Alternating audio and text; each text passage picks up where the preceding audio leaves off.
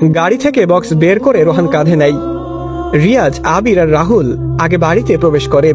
পেছন পেছন রোহানও বক্স নিয়ে আসে। বাড়িতে প্রবেশ করতেই রিয়াজ দেখে এই বাড়ির পুরো পরিবার জড়ো হয়ে দাঁড়িয়ে আছে। রিয়াজ কিছুক্ষণ ওদের পর্যবেক্ষণ করে ভেতরে প্রবেশ করে। বাড়ির লোকজনের মধ্যে একজন এসে রিয়াজকে সালাম দেয়। রিয়াজ সালামের উত্তর দিয়ে বলে, আমাদের থাকার জন্য একটা রুম প্রয়োজন। ওনারা রিয়াজকে সিঁড়ির কাছে একটা রুম দেখিয়ে দিল। রিয়াজ হাতে তসবি গুনতে গুনতে সেই রুমে প্রবেশ করে। পেছন পেছন রিয়াজের বন্ধুরাও ঢুকে যায়। রিয়াজ রুমে ঢুকে আগে দরজা বন্ধ করে। রোহান রুমের এক কোনায় বক্সটা রেখে সোফায় ধপাস করে বসে পড়ে। হয়রান হয়ে গেছে সে।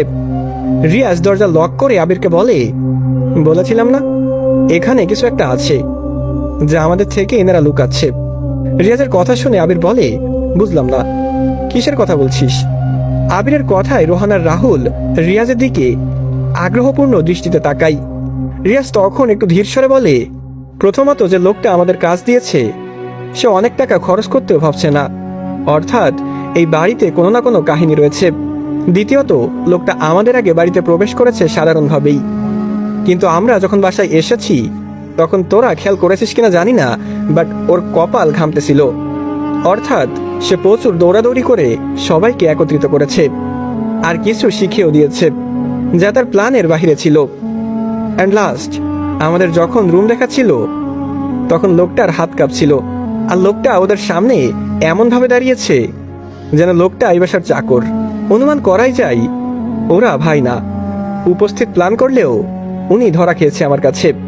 পুরো কথাটা একদমে বলার পর আবির বলল, এখন কি করবি? রিয়াজ আবিরের কথা শুনে কিছু একটা ভাবতে ভাবতে বিছানায় এসে বসে। এরপর আরো কিছুক্ষণ ভেবে মাথা তুলে সবাইকে বলে, উনি যদি কিছু লুকিয়ে রাখে তবে আমার আপত্তি নেই, তবে আমাদের দিয়ে যদি কোনো ক্রাইম করে সেটিতে আমার আপত্তি আছে।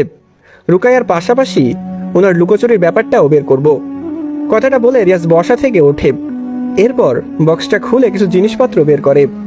আবির, রোহান আর রাহুলকে আজকের কাজগুলো রিয়াজ বুঝিয়ে দেয় আবার, যদিও তারা সবটা জানে, কিন্তু কাজের আগে বলে দেওয়া ভালো, কারণ এটি এমন একটা বিষয় যেখানে ভুল করলেই বিপদ। সন্ধ্যা 7টা। রিয়াজ রোহানের কাছে প্রয়োজনীয় জিনিসপত্র দেয়। আবির ক্যামেরা নেয় আর রাহুল হাতে তসবি নিয়ে রিয়াজের সাথে বের হয়। চারজনই রুম থেকে বের হয়ে বাহিরে আসে। যে লোকটা রিয়াজদের ডেকেছে তিনি বসে আছে সোফায়। রিয়াজদের দেখে লোকটা দাঁড়িয়ে যায়। পেছন থেকে এই বাড়ির মালিক এসে বলে, আরে আকবর ভাই, আপনার লোকজন চলে এসেছে, কাজকে এখন শুরু করবে। রিয়াজ আওয়াজটা শুনে পেছনে তাকাই। বাড়ির মালিক সিঁড়ি দিয়ে নামতে নামতে কথাটা বলল। এদিকে আকবর সাহেব বলল, হ্যাঁ ভাই, এখনই শুরু করবে।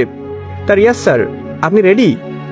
রিয়াজ আকবর সাহেবের কথা শুনে হ্যাঁ সূচক ইঙ্গিত দেয়। আকবর সাহেব একটা চাবির থলি রিয়াজের হাতে দিয়ে বলে, ওই বাড়ির সব দরজার চাবি এখানে। রিয়াজ চাবির থলি হাতে নিয়ে বের হওয়ার আগে বলে, আমাদের অনুমতি ছাড়া যাতে কেউ ওই বাড়িতে প্রবেশ না করে। যতক্ষণ আমরা ওই বাড়ির ভেতরে থাকবো ততক্ষণ কেউ ওই বাড়ির সামনেও যাবে না। জিনদের তাড়িয়ে এরপর আমি জানাবো। কথাটা বলে রিয়াজ তার বন্ধুদের নিয়ে বেরিয়ে পড়ে। রিয়াজ আর রাহুলের হাতে একটা একটা টর্চ লাইট। আবির ক্যামেরা আর রোহান প্রয়োজনীয় জিনিসপত্র নিয়ে বের হয়। যেহেতু মিশন করার বাড়িটি পাশেই, তাই হেঁটে হেঁটে তারা ওই বাড়ির দরজায় আসে। সন্ধ্যা 7:14। রিয়াজ আবিরকে ইশারা করতেই আবির ক্যামেরা অন করলো। ক্যামেরা চালু করে আবির রিয়াজ আর রাহুলের পেছনে দাঁড়ায়। আবিরের পেছনে জিনিসপত্র নিয়ে দাঁড়িয়ে আছে রোহান। রিয়াজ আর রাহুল ধীরে ধীরে সেই দোতলা অভিশপ্ত বাড়ির দরজার সামনে আসে। তসবি হাতে নিয়ে রিয়াজ আগে দরজার সামনে যায়। এরপর দরজার সামনে থাকা তালার চাবি দিতেই আচমকা দরজা নড়ে উঠেছে। দরজা নড়ে উঠতে দেখে রাহুল বলল, সাবধান রিয়াজ। চাবি ঘোরাবার আগে রিয়াজ ধীর স্বরে উচ্চারণ করে, আউযু বিকালিমাতিল্লাহিত তাম্মাতি মিন গাদাবি ওয়া ইকাবিহি ওয়া মিন শাররিহি ইবাদিহি ওয়া মিন হামাযাতিশ শাইতানি ওয়া ইয়াহদুরুন। আয়াতটা উচ্চারণ করতেই বাড়ির ভেতর থেকে একটা বিকট শব্দ আসে, যেন কেউ বাড়ির ভিতরে ভাঙচুর শুরু করেছে। ভেতরে থাকা কোনো চেয়ার বা টেবিল ভাঙার শব্দ স্পষ্ট সবাই শুনতে পাই। রিয়াজ রাহুলকে ইশারা করতেই রাহুল আয়াতটা উচ্চারণ করতে থাকে। পেছনে আবির তার ক্যামেরায় সবটা ভিডিও করে যাচ্ছে। চাবি ঘুরিয়ে রিয়াজ দরজা খোলে আর দেখে বাড়ির ভেতরে মাকড়সার জাল ভরে আছে, যেন কেউ কয়েকশো বছর এই দরজা খোলেনি। রিয়াজ হাতে থাকা টর্চ লাইটের আলো বাড়ির ভেতরে মারে। এরপর হাত দিয়ে মাকড়সার জাল সরিয়ে ভেতরে প্রবেশ করলো। রিয়াজ আর রাহুলের পেছনে আবির ক্যামেরা চালু অবস্থায় এগিয়ে আসে। আবিরের পেছনে রোহান জিনিসপত্র নিয়ে হাঁটা ধরে। সবাই বাড়ির ভেতরে প্রবেশ করার পর রিয়াজ দরজা বন্ধ করে দেয়। শুধুমাত্র রাহুল আর রিয়াজের হাতে থাকা লাইট জ্বলছিল তখন। রিয়াজ রোহানকে বলে, বক্স থেকে 4টা মোমবাতি আর আটা বের কর। রিয়াজের কথা মতো রোহান মোমবাতি আর আটা বের করে দেয়। রিয়াজ আটা হাতে নিয়ে ফ্লোরে একটা গোল বৃত্ত বানায়। সেই গোলাকারের মধ্যে রিয়াজ সবাইকে ঢুকে যেতে বলে। সবাই যখন রিয়াজের আঁকা গোল চক্রের ভেতর ঢুকে যায়, তখন রিয়াজ সেই 4টি মোমবাতি বৃত্তের 4 কোণায় জ্বালিয়ে দেয়। পরক্ষণে রিয়াজ আরো 4টি মোমবাতি বের করতে বলে রোহানকে। রোহান আরো 4টে মোমবাতি রিয়াজের হাতে দেয়। রিয়াজ এবার বৃত্তের একটু দূরে সেই 4টি মোমবাতি জ্বালিয়ে দেয় 4 কোণায়। মোট 8টি মোমবাতি জ্বালিয়েছে। রিয়াজ রাহুলকে বলে টর্চ লাইট অফ করে দিতে। রাহুল টর্চ লাইট বন্ধ করার পর রিয়াজ নিজের হাতে থাকা লাইটটাও বন্ধ করে দেয়। ঠিক সেই মুহূর্তে রিয়াজের ঘাড়ে কেউ হাত রাখে। এদিকে বৃত্তের মধ্যে থাকা আবির, রোহান আর রাহুল রিয়াজের পেছনে সেই লোকটাকে দেখতে পাই। লোক বললে ভুল হবে, এটি একটি জিন, যার উচ্চতা রিয়াজের থেকে 5 হাত লম্বা এবং তার পুরো গায়ে পরিহিত একটি কালো জুব্বা। আবির সেদিকে ক্যামেরা ঘুরালেও ক্যামেরাতে কিছু দেখা যাচ্ছিল না, অথচ সরাসরি সব দেখা যাচ্ছে। জিনের উপস্থিতি রিয়াজ বুঝতে পেরে উচ্চস্বরে বলতে লাগলো, লা ইলাহা ইল্লাল্লাহু ওয়াহদাহু লা শারীকা লাহু লাহুল মুলকু ওয়া লাহুল হামদু ওয়া হুয়া আলা কুল্লি শাইইন কাদির। অর্থ, আল্লাহ ছাড়া কোনো উপাস্য নেই, তিনি একক, তার কোনো শরীক নেই, রাজত্ব একমাত্র তারই, সমস্ত প্রশংসাও একমাত্র তারই জন্য, আর তিনি সকল বিষয়ের উপর ক্ষমতাবান। রিয়াজ আয়াতটা উচ্চারণ করার সাথে সাথে কাঁধ থেকে হাঁটা সরে যায়। পর মুহূর্তে 2য় তলা থেকে কেউ একটা চেয়ার রিয়াজের গায়ে নিক্ষেপ করে। আবির ক্যামেরা সেদিকটায় ফোকাস করে নেয়। রিয়াজ চেয়ার আসতে দেখে একটু সাইডে সরে দাঁড়ায়। এদিকে চেয়ারটা ফ্লোরে পড়ে টুকরো টুকরো হয়ে যায়। রিয়াজ তসবিহ উপরে তুলে চোখ বন্ধ করে আর উচ্চস্বরে আয়াতুল কুরসি পড়তে শুরু করে।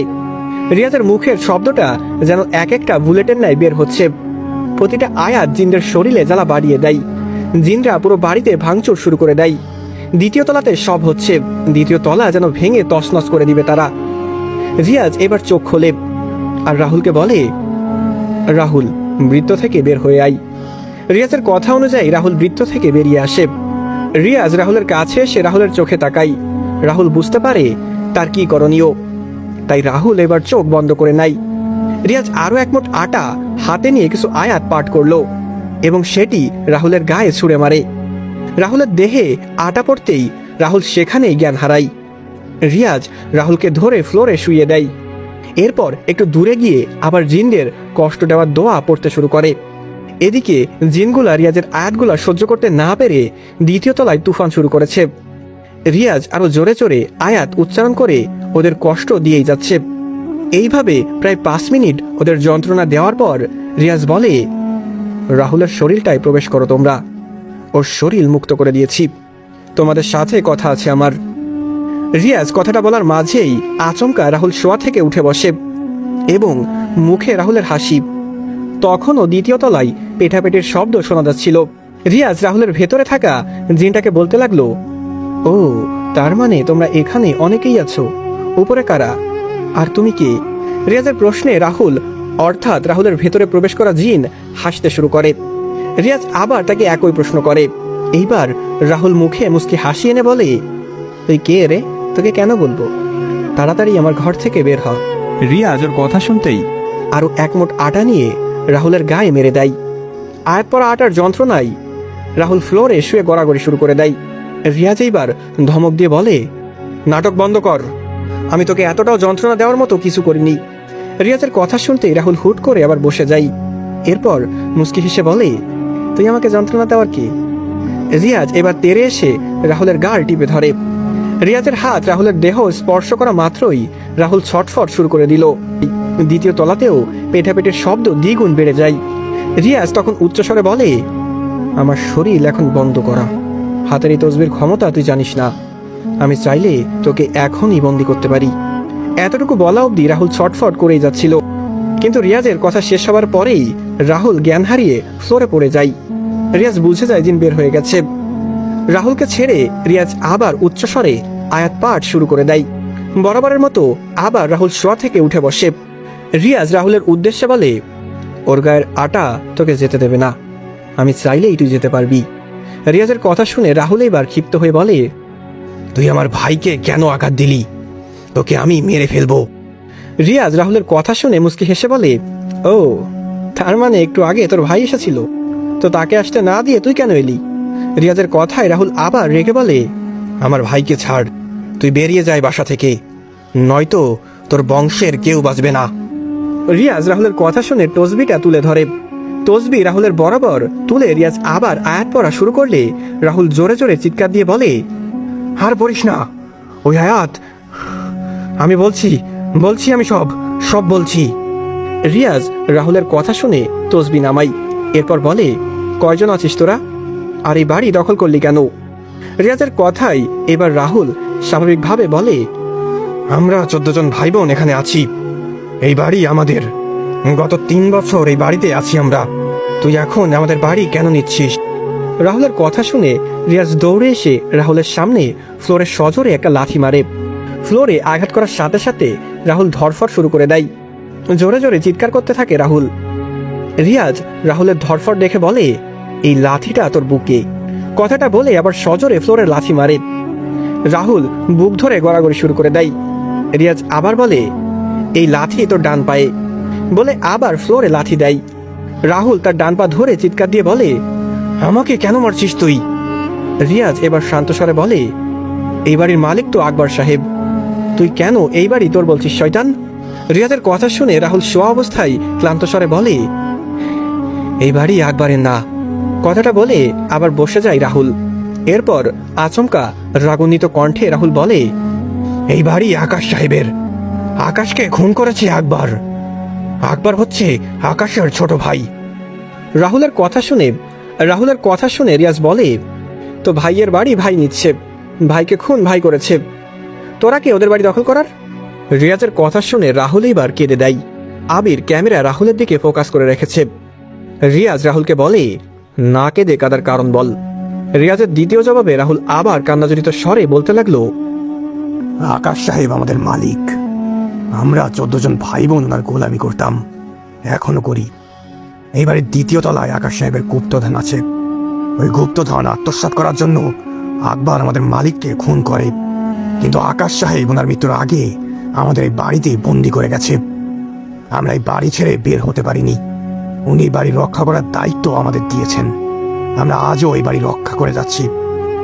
আকবর ওই গুপ্তধন নেওয়ার জন্য যতবার আসে ততবার আমরা ভয় দেখিয়ে তাকে তাড়িয়েছি। ওর হাতে একটা তাবিজ আছে, যার জন্য আমরা তাকে মারতে পারিনি, না হলে অনেক আগেই মেরে ফেলতাম। রিয়াজ রাহুলের ভেতরে থাকা জিনের কথা শুনে আবার বলে, মিথ্যা কেন বলছিস? যদি ওর ক্ষতি না করতে পারিস তাহলে সে এতদিন গুপ্তধন নিয়ে যায়নি কেন?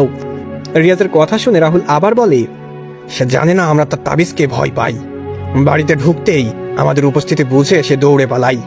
তবে সে যদি 2য় তলায় ভুলেও উঠে যায়, তবে চেয়ার টেবিলের আঘাতেই তাকে আমরা মেরে ফেলব। রিয়াজ রাহুলের কথা শুনে এবার জিনকে বলে, এই বাড়ি তোমাদেরই থাকবে, কিন্তু বন্দি থাকার চেয়ে মুক্ত হওয়া ভালো। আমি তোমাদের সবাইকে মুক্ত করে দিচ্ছি, তোমরা বাড়ি ছেড়ে বের হবা। আর হ্যাঁ, যাবার আগে আমার কাছে প্রতিজ্ঞা করা লাগবে, আকবর সাহেবের কোনো ক্ষতি তোমরা করবে না, আর তোমার মালিকের সেই গুপ্তধন আমি সরকারের কাছে পাঠানোর ব্যবস্থা করব। রিয়াজের কথা শুনে রাহুল কোনোভাবেই রাজি হয় না। রিয়াজ জিনদের বোতলে বন্দি করার ভয় দেখিয়ে অবশেষে রাজি করায়।